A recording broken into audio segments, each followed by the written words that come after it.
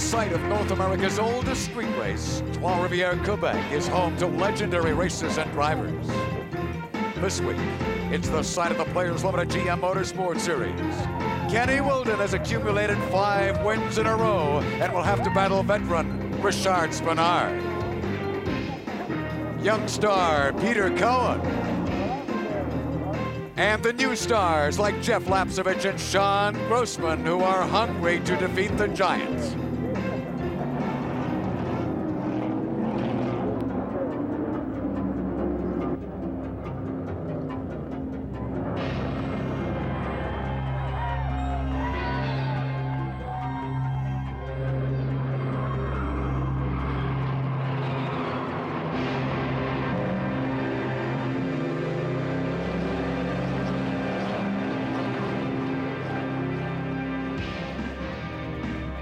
This is the Players Limited GM Motorsport Series on TSN.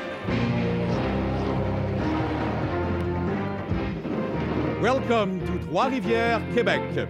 Hello everyone, I'm Pierre Houd, and today we are going to see some exciting action in North America's oldest street circuit. So, to know more about today's race, here is once again Jim Paulson and Pat Gonzalez. Gentlemen. Welcome to Trois-Rivières, Quebec, and round number 6 of the Players Limited GM Motorsport Series. We've had 5 Eastern races so far, but only 1 winner. Jim, Kenny Wilden is truly having a dream season. You know, in the many years that we followed this series, Pat, I guess we have not seen this sort of domination in ages. Richard Spinard had 1 good year there, but Kenny Wilden has literally sort of come out of nowhere and has truly dominated this year. Well, despite Kenny Wilden's domination, this championship is far from over. Drivers like Lapsevich and Grossman showed their speed at Cayuga. And Jim, what about Peter Cohen? Well, here we're talking a Quebec native, of course, Pat. Had a great run in Montreal earlier. I would think that if anyone is most determined to be a giant killer here, it's got to be Peter Cohen. Well, no doubt about it. There's several drivers gunning for Kenny Wilden. He, of course, is undefeated this season, as we've said. He's also the defending champion here at Trois-Rivières. And to nobody's surprise, he was also the fastest man in qualifying. Can he be beat? Well, there's certainly several drivers capable of ending his winning string here at Trois-Rivières. Now let's take a look at the starting grid. Starting in 17th spot, a rookie, Paul Mackey. Paul's really started to learn these cars and these circuits. We expect him to move up today. Series regular Ron Schell from Edwards, Ontario, and his Poplar Grove Camaro starts from 16. Beside Ron stands Steve Winch in his Bell Cellular Camaro. Steve looking for a good performance on this difficult street circuit. In only his second drive in the Players Limited GM Motorsport Series, Robert Stein has impressed here, starting in 14th position. Locked in a Rookie of the Year battle, young Shane Grossman really helped the entire SMG racing team with his strong performances. Paul Duckworth in the Sony entry with a top 10 performance on the oval at Cayuga. He's looking for a top 5 here today. Sean Grossman started his Camaro in the front row in Cayuga. He's ready to fire off in Trois-Rivières. Quebec native Jacques Liliev brings experience and fan support to this event. He could surprise some drivers. Quebec radio and TV personality Didier Scranon, another of the French connection. He's ready. Jeff Lapsevich, after his second place effort on the Cayuga Oval, may very well be ready for a win here. Norman Boyer, the Saint-Agathe Quebec native, has lots of time on the circuit. He'll start 7th. Our Sunoco fastest qualifier sitting in the 6th spot is Kenny Wilden. He and Spinard battle in Toronto. He will certainly face tough competition here today. Priority-wise, the first thing to do is to win the championship. If that means in this race that I have to back off and stay out of some potentially dangerous situations, I'll do that. And if we have to finish, 2nd, 3rd, or 4th, that's fine with me. Our goal is to finish the next 3 races, the last 3, in a respectable place, not damage the car. And if we do well here and in Vancouver, then we should have the championship wrapped up. Peter Cohen is fast again in Quebec. The Montreal native loves street circuits and loves Quebec. I want to be the giant killer. The giant killer with a very low budget team. That's who I want to be. John Cadman has done well on street circuits and still has a chance of catching Kenny in the point standings. Well, I like to think so. It's hard to say. I'm sure there's 5 guys out here that are capable of beating Kenny, and I think Kenny and I have had more first and seconds than anybody else in the series, so I hope I'm the guy that can beat him. Somebody's got to stop his streak, and I'd like to be the one to do it. Richard Spinard has been Kenny's main opponent this season, and Richard wants to be the one to beat him here. It means a lot. It means a lot simply because no one has been able to beat him this year. But more than that, I'd be more satisfied to know why he's quicker. You know, driving-wise, I didn't lose my confidence. I know that I still can outdrive most of the guys here on any given day, or at least drive with them. No one is a Superman, and I still don't believe Kenny is this year. Terry Bett starts on the front row and could give Sunoco their first victory this season. Well, from my perspective, there's no sense of defeat. Kenny's on a roll and been doing a good job. Not to take away anything from it at all. He's had a few good breaks, but he's also been very quick. But he's not that much more quick. We're only talking 2 tenths, 1 tenth, 3 tenths, that kind of thing. And it's there. It's just up to us to work a little harder to find it. Terry's teammate and the defending champion Rob Fellows starts beside him in the front row.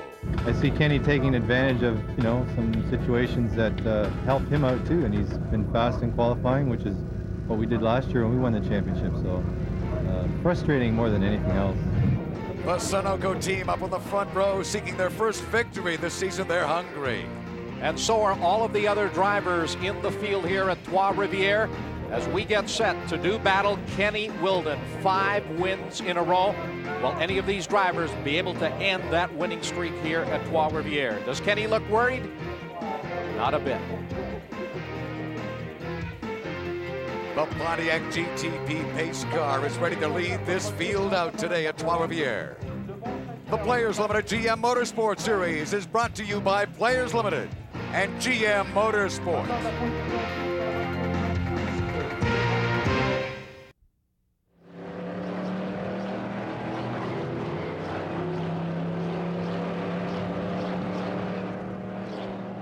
Welcome back to TSN's coverage of the Players Limited GM Motorsport Series today from Trois-Rivières, Quebec. It's the 6th round as the field move away, Pat. A good-looking field here. Of course, these street circuits can be very, very unpredictable, very unforgiving racetracks. One little mistake out there and you'll be into the concrete retaining wall. There we see the last of the cars pulling off the grid as they work their way around this racetrack. And up front, the 2 Sunoco Ultra 94 cars.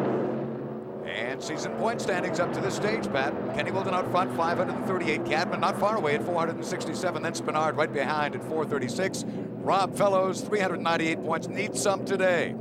Now, let's have a look at this track at Trois-Rivières, Quebec. What history behind it all?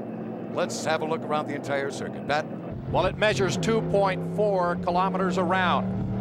The start-finish line is located on the Gilles Villeneuve Avenue, where the cars will hit 150 kilometers an hour before slowing for turn 1. They'll go from 4th to 3rd gear and carry 3rd gear all the way along Rue Grand Prix. Then they go under the bridge through turn number 2, a tight little left-hander, then along another short straightaway, and now they move under the Duplessis Arch and prepare to move up to the fastest section of this racetrack. Very critical to exit out of that 3rd turn and carry your speed all the way along this long run. There are actually 2 corners counted there, which are no more than slight bends in Boulevard du Carmel. And now they go from 4th all the way down to 2nd gear, one of the longest braking portions on this racetrack, and a good spot to try to negotiate a pass. Then out onto Rue de Cologne, another fast section of the racetrack, perhaps 150 kilometers an hour, up to 4th gear, and then again another slight kink in the pavement. That counts as corner number 7, and then downshift to 3rd gear for Depailler corner. Then another short straightaway on Rue Papineau, under the Ryan Bridge, and through this very tight left-hander at Ryan Corner. It's a virtual hairpin, and then up out of there in 2nd gear to Villeneuve Corner 10 that brings them back onto the start-finish straightaway. And in these cars, they'll be completing a lap in about 1 minute and 20 seconds. A very challenging and difficult racetrack facing these drivers. Kenny Wilden may be the reigning champion, but one driver with a lot of experience on this circuit is Richard Spinard, and he's got this week's driver's line. As soon as I have a chance to go up front, I'll take it. Mainly because it's hard to pass here. So, and that's one of the good reasons why I didn't want to start, you know, on the 3rd row, because by the time you pass the 2nd row, the guy who started first, he's probably going to be, you know, long gone. So, being in the 2nd row, you have a chance to follow the front row and have a chance to pass him soon in the race and hopefully pull away. but it's definitely a place where it's going to be hard to pass. So Richard's thought, Pat, is that passing will pose the greatest problem for the drivers here. We're about to find out. They roll out of Gilles Villeneuve corner onto the pit straightaway, and there's the green flag. We're racing at Trois-Rivières. The charge to turn one. They go 3 wide, and it is Rob Fellows who will lead them through that first turn. Betts on the outside and contact there in turn 1 as they try to fit about 3 Ford cars wide through that first turn. Couldn't do it. Under the Players Bridge and through turn number 2. The drivers just trying to settle into some kind of a running order. And look at the lead that Rob Fellows has opened up as they move under the Duplessis Arch and up onto the long straightaway section. Now already an incident here, Pat. We've got number 29, Sean Grossman, and look at 91, Robert Stein, running only his second race. Robert manages to get restarted, backs it up. He's back into the battle as we get back to our front runners. But I think Grossman is going to be stuck there for a while. Now the leaders again, Pat. Through turn number 6, it's still Rob Fellows out in front, but he's got a freight train of cars sitting behind him as they work their way down the long straightaway section here. There is the battle going on for the second place position, and that involves Terry Betts in a number 2 car, Spinard 42, along with 17 Kenny Wilden in number 71, John Cadman Jr. Through the Ryan hairpin, they're about to come around here to complete lap 1. You can see the car still very tightly bunched. Oh, it's a hurricane up front there, Pat, but we go back to Sean Grossman. We see Sean now just getting over the tire wall. He's getting out of harm's way. Through the fence he goes. He'll be all right, then that car will tow away. Let's get back to this race out front. It is crazy. Rob Fellows up across start finish. Spinard just smoking the tires, hard braking into turn 1 as he tries to close up on Terry Betts. Waved yellow caution flag here at turn 2 as the drivers get around the Sean Grossman incident. That car still up into the tire walls. There is Rob Fellows under the Duplessis Arch, and now out onto the Carmel Boulevard, the long straightaway section here. Fellows your leader, then it is Betts in second. Spinard in that black Motormaster car runs in third, but now he'll pull up alongside of Betts. Richard Spinard looking for the second place position as they come off of the straightaway into turn 6. Spinard will go through into the second place spot. Oh, and Cadman through into third. Betts got pushed out to the outside. Wilden will move up to 4th. Betts drops all the way back to 5th. Ferocious action at the end of that straightaway. Terry, you got caught on the outside there. It really was Terry Betts' error. The Sunoco team were looking so hot off the top. We go in car here with John Cadman to get a look at how he may attack his team leader. He's right up on Richard Spinard now, and looks like Cadman wants to make a move, gets in tight. Out of the Ryan hairpin, it is still Rob Fellows, your leader. Richard Spinard in second. John Cadman, as we ride with him, he runs in the 3rd place position. There they go by those cones to the left side. The drivers are not allowed to hit those cones. They will get a penalty if they do that as they exit out of what is really turn 10A, just a little bit of a kink to the left to bring them on to the Gilles Villeneuve Avenue that is the start-finish straightaway. Now they work down into turn 2, still riding here with John Cadman. You can see just how difficult this racetrack is. This is actually a downhill run under the Duplessis Arch, and now out onto the Boulevard du Carmel, the fastest section of the racetrack. And again, they're up in about 4th gear at 180 kilometers in these cars.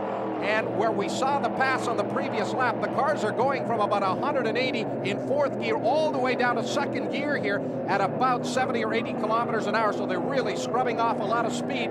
There's John Cadman in the 3rd place position. Wilden still running in the 4th place spot, and Betts is 5th.